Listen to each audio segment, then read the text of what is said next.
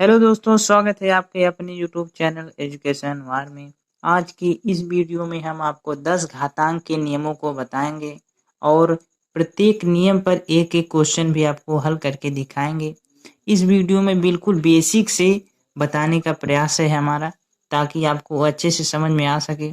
तो दोस्तों, बिना किसी देरी के चलिए हम इस वीडियो को शुरू करते हैं।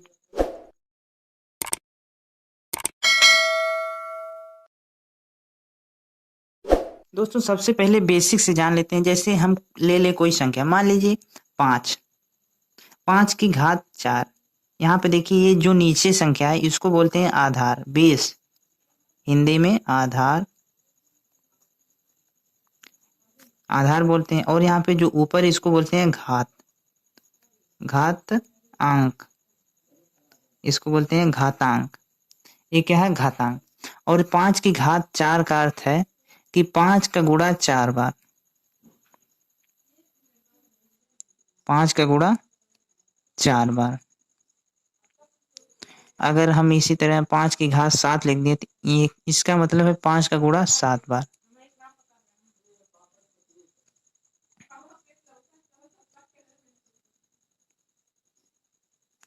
यानी जिस संख्या का जितनी घात होगी उस संख्या का गुणा उतनी बार होगा। इसी तरह अब हम चलते हैं अपने पहले नियम पर। संख्याओं की आधार अलग अलग हो और घातें समान हो। यानी देखिए, ए की घात यम गुणे बी की घात यम, इसकी भी घात यम, इसकी भी घात यम, आधार अलग अलग, घात समान, तो आधार का गुणा कर देंगे और घात वही रह जाएगी। जैसे क्वेश्चन में हम ले लेते हैं कि मान लीजिए 2 की घातें है 3 गुणे 3 की घात 3। यहाँ पे हम देखेंगे कि आधार अलग अलग और घातें समान है, तो हम इसको इस तरह भी लिख सकते हैं, 2 गुणे 3 की घात 3।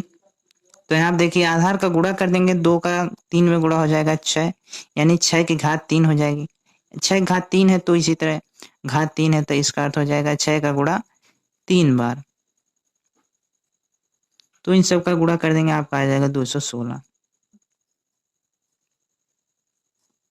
जब आधार अलग अलग हो और घात में यहाँ पे गुणा था, यहाँ पे जब भाग का निशान हो तब, तो यहाँ पे हम चाहे तो भाग को इस तरह भी लिख सकते हैं, ए की घात m बटा बी की घात m, इस तरह भी लिख सकते हैं। तो यहाँ पे देखें दोनों की घात सेम है, तो इसलिए हम a बटा बी दोनों की घात m लिख सकते हैं इस तरह। अब इसी तरह क्वेश्चन इस पर हल करते हैं। तो मान लीजिए हमारे पास कोई क्वेश्चन है कि 3 की घात 4 हमें भाग देना है 4 की घात 4, मान लीजिए हमारा क्वेश्चन है। तो इसको हम लिख सकते हैं कि 3 की घात 4 बटा 4 की घात 4 लिख सकते हैं। तो यहाँ पे देखिए, इसको इस तरह भी लिख सकते हैं। दोस्तों, जब दो संख्याओं का आधार सेम हो और घातें अलग अलग हो, तब देखिए आधार वही रहती है और घातें जुड़ जाती हैं।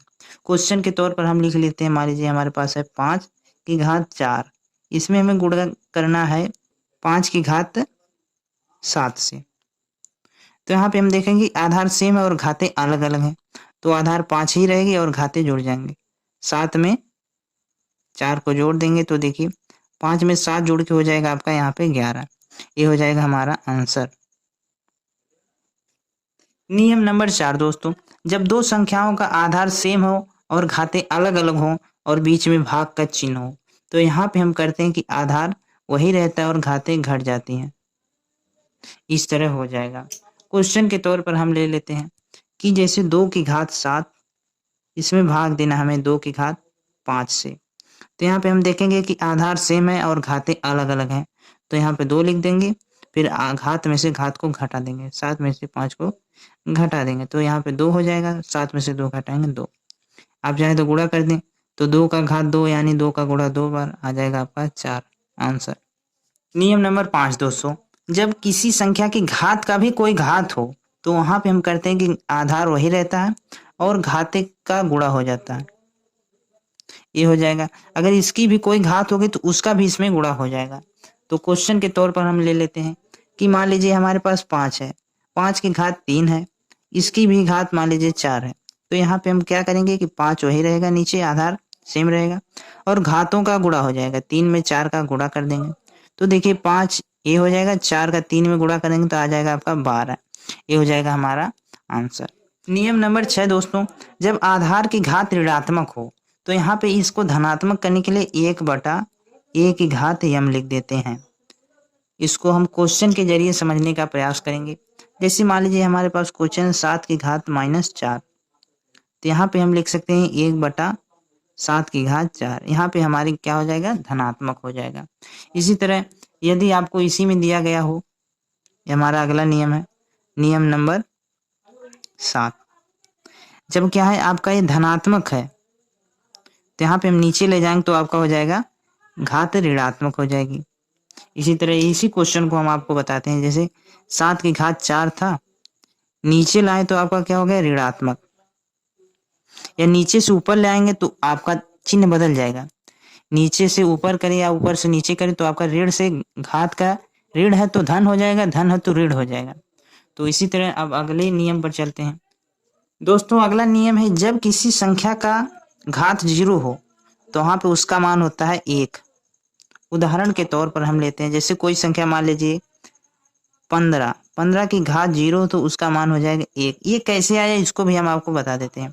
जैसे देखिए 15 की घात 0 को आप क्या लिख सकते हैं, 15 की घात मान लीजिए हम लिख दे रहे हैं 1 - 1 लिख सकते हैं आप।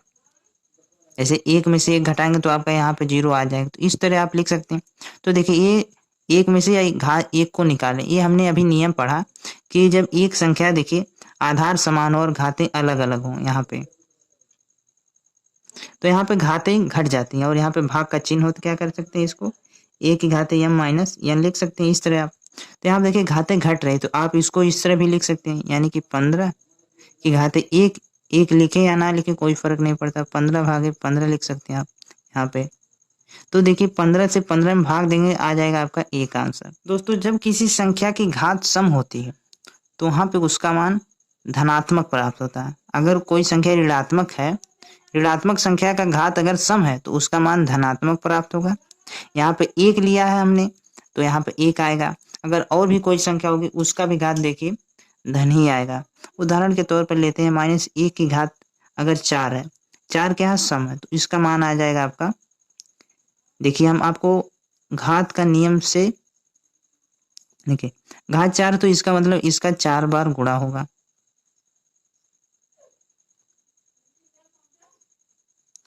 चार बार गुणा होगा। देखिए अब ऋण का गुणा ऋण में धन होगा, फिर ऋण का गुणा ऋण में धन होगा, धन का धन में गुणा धन ही होगा आपका।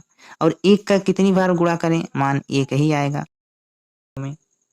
हमारा लास्ट नियम है नियम नंबर 10। -1 की घात अगर विषम है, विषम संख्या कोई है तो वहां पे उसका मान ऋण आता है। जैसे क्वेश्चन के तौर पर हम लिख लेते हैं, मान लीजिए -1 की घात यदि है 3 क्या इसमें एक विषम संख्या, यहाँ पे -1 की घात 3 है तो इसका मतलब -1 का गुणा हम करेंगे 3 बार। तो यहाँ पे देखिए ऋण का गुणा ऋण में करेंगे तो आपका धन आएगा, फिर धन का गुणा ऋण में करेंगे तो आपका यहाँ पे ऋण ही आएगा। अब देखिए 1 का गुणा कितनी भी बार करें आपका 1 ही आएगा।